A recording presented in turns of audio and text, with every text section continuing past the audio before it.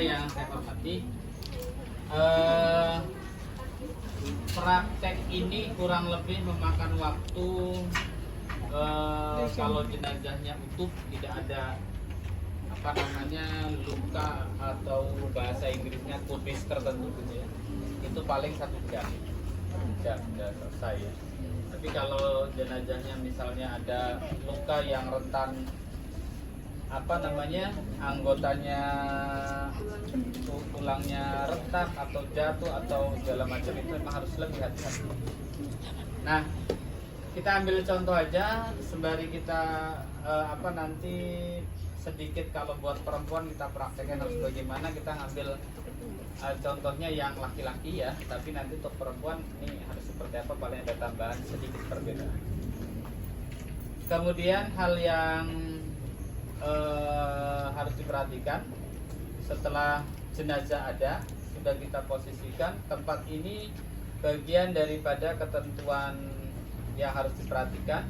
Pertama, bagaimana jenazah itu hidup mandi di tempat yang tertutup ya, kecuali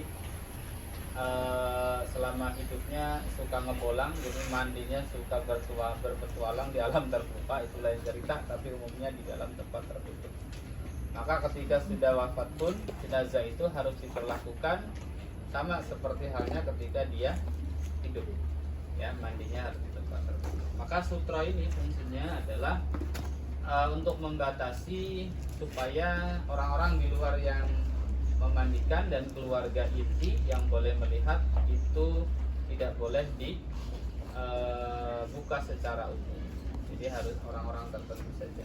Itu terkait dengan fungsi sutra. Air secukupnya tentu, ada ember fungsinya. Kenapa harus pakai ember? Bukankah lebih efisien misalnya pakai selang semprot aja, wow, gitu ya? Nah itu kurang manusiawi ya. Jadi jenazah itu harus diperlakukan selembut mungkin, termasuk pada saat turunkan air. Turuhan juga tidak boleh kasar, tidak boleh ada gerakan yang kira-kira menyakiti. Andai kata mereka si jenazah ini merasakan, pasti akan terasa gak nyaman. Satu hal lagi, pada saat jenazah itu sedang dimandikan, dikafani, ruhnya sebenarnya sedang memperhatikan. Nah, andai kata ini orang beneran, dia sedang memperhatikan bahwa dia sedang dimandikan dan dia sudah sadar bahwa sudah beda alam, alias sudah meninggal. Lalu anak-anak, hal yang penting yang juga harus diperhatikan, tim pemandi. Kalau kita tadi minimal setidak-tidaknya 3 orang, lazimnya super idealnya 5 orang, 1 instruktur pemandu, jadi tim teknisnya 4 kiri kanan gitu ya. Tapi kalau untuk orang dewasa itu, tapi kalau untuk anak bayi 1 orang cukup, karena bayi itu masih kecil, jadi biasanya memandikan cukup digendong saja begini, dan memang tidak terlalu banyak gerakan. Kalau bayi 1 kotoran bisa, biasanya umumnya bayi itu belum ada kotoran ngendap, sehingga gerakan-gerakan untuk mengeluarkan kotoran juga tidak seperti orang dewasa. Tapi kalau untuk orang dewasa idealnya 5 orang, 4 sampai 5 orang. Hal yang tidak kalah penting, privasi jenazah itu harus dijaga. Maka membutuhkan tim ahli yang benar-benar amanah. Tadi Bapak di awal, tim yang tidak memiliki mulut ember, seperti halnya ember yang dipakai buat memandikan. Mulut ember itu maksudnya di mana-mana cangkemnya ngocek gitu. Kalau yang jelek-jelek diumbar, tidak boleh. Haram hukumnya mengumbar aib jenazah yang dimandikan. Maka perlu ada komitmen tim yang memandikan itu memiliki keamanahan untuk menjaga privasi jenazah. Yang berikutnya, idealnya anak-anak yang memandikan itu adalah keluarga terdekatnya.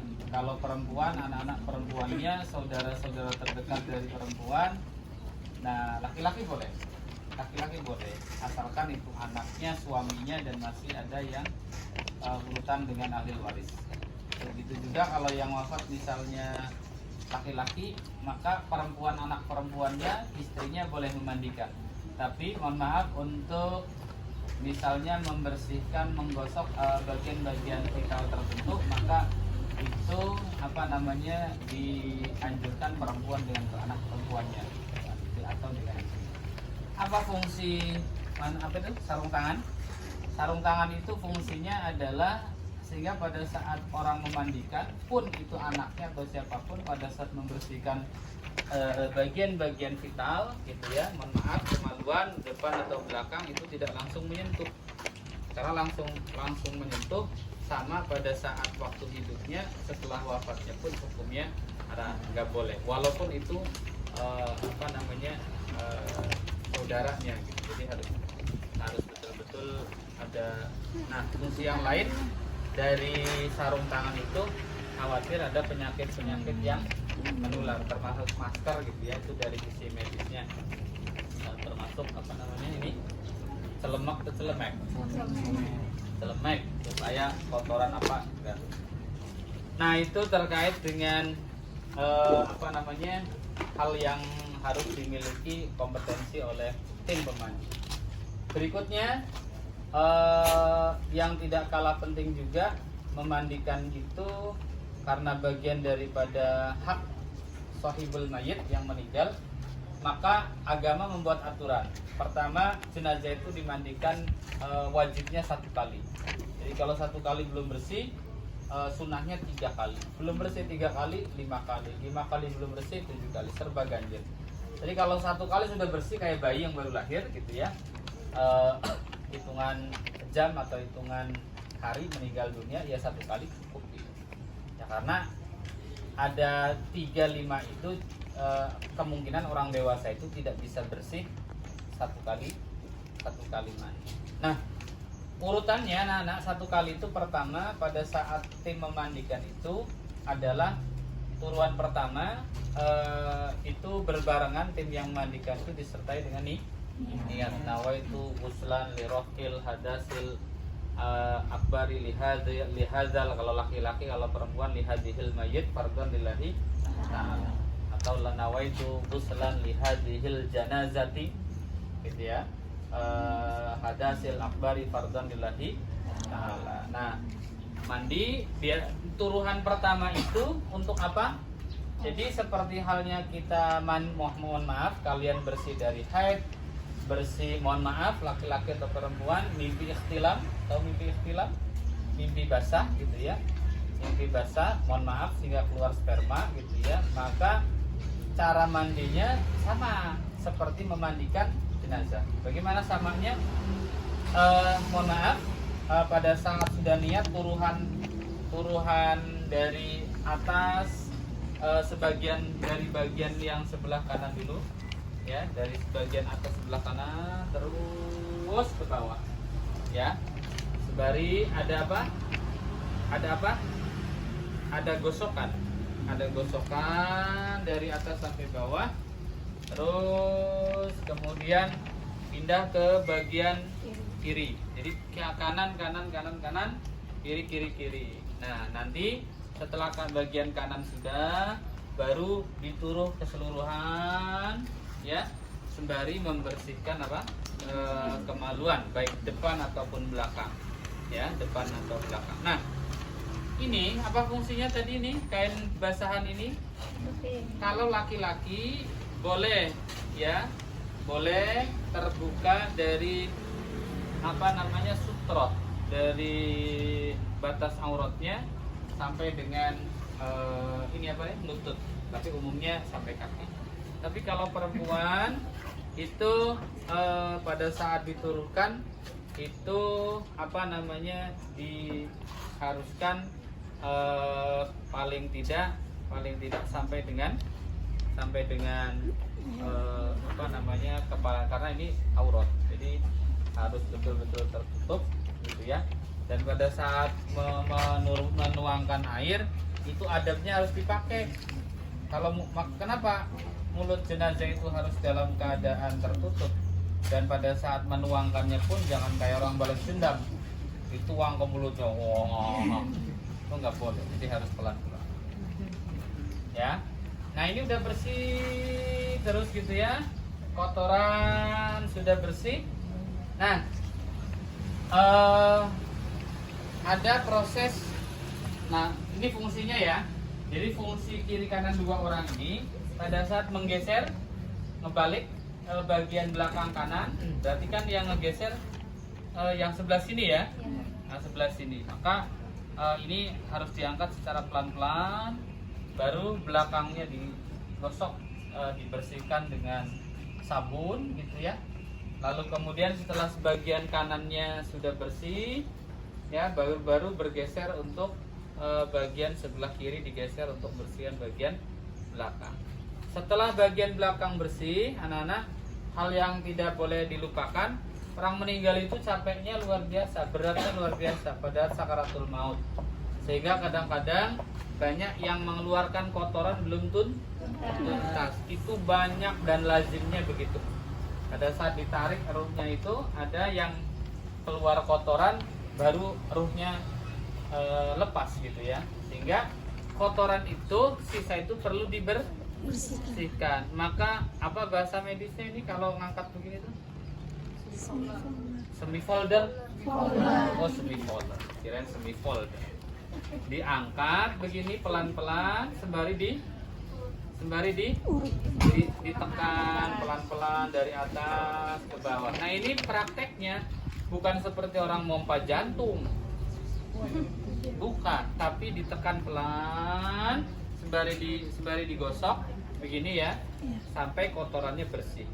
Kalau masih ada perkiraan belum bersih, terus tekan lagi sampai bersih. Begitu juga bagian belakangnya.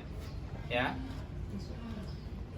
Setelah beres, jangan lupa tim kanan, tim kiri setelah bagian-bagian yang besar itu sudah selesai, kuping ini dibersihkan dengan cotton bud. Kuping, kemudian juga sebelah kanan, kuku, takut tetiengnya kotoran kuku. Boleh digunting kukunya kalau kukunya panjang banget. Kukunya panjang banget sehingga mau dibungkus kayak kukunya mak lampir gitu.